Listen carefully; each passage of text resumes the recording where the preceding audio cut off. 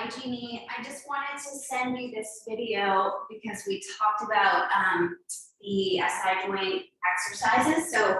So one thing that we did while we were at the rink the other day for that painful side, so it was your right side, I believe, that was painful. So you're going to take your right knee and make sure that the knee is bent about 90 degrees, and then your hip is at 90 degrees.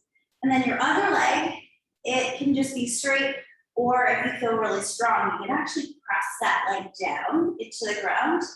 And then you're going to take your hands, curl your chin to your chest, round up, so you're using your core. You're going to press your hands on the front of that thigh. Now your thigh presses into your hands. It's like a tug of war for 10 seconds. So 10, 9, 8, 7, 6, 5, 4, 3, 2, 1. Hands come around to the back of the thigh. Now press your thigh into your hands into your thigh. No movement happens. Engage your core. Press for 10, 9, 8, 7, 6, 5, 4, 3, 2, 1. And then you just repeat that. If your neck gets tired, you can rest your head down. And you don't have to stay curled up, but I do like to use that exercise to help engage the core while we're resetting the pelvis. So that's the exercise I showed you. And then another very good exercise for this is actually just both legs up in tabletop position like this. And then you're going to take your arms, you're going to crisscross them. And then you do the same thing we just did, but with both legs. Your core is engaged, your chin is to your chest, press and hold for 10, 9, 8. So you go through that for 10 seconds, and then hands behind the thighs, 10, 9, 8 for 10 seconds. So the legs are pressing that way, and your hands are resisting it. So nothing really moves. One thing to make sure of is that your sacrum is down into the floor. Okay, so you don't want to like cram your back down into the floor. It's more your sacrum and your hips staying anchored down into the floor. And then you're going to take your right knee and with your left hand, grab your outside of your right knee and bring it across and see if you can feel a nice stretch here in the glutes and in the hip. Okay, so we usually say knee to the opposite shoulder, and then you're just gonna bring it across and you can lift that hip if you need to. Okay, so you're gonna go for about 30 seconds like this. Try to go a little further each couple of seconds, and then you just relax. And you're gonna do that 3 times. So the first exercise that we did, this one here, you're gonna go 10-second holds 3 times each side. So 3 times on the front and 3 times at the back, and each time we hold for 10 seconds.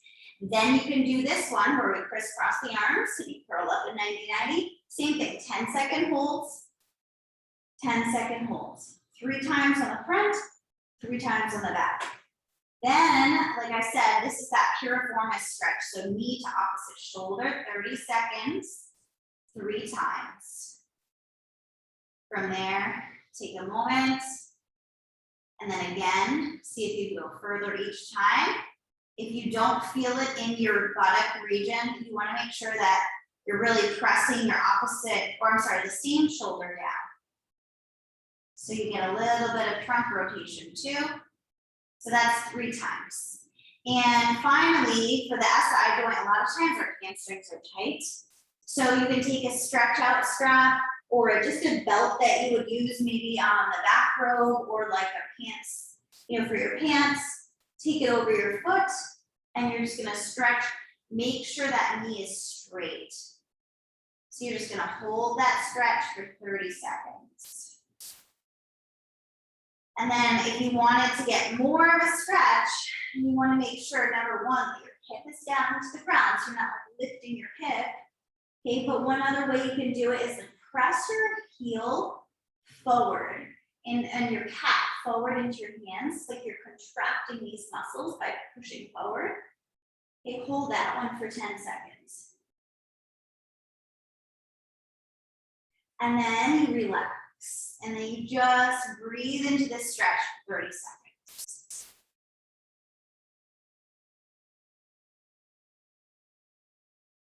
Each time you want to go a little further.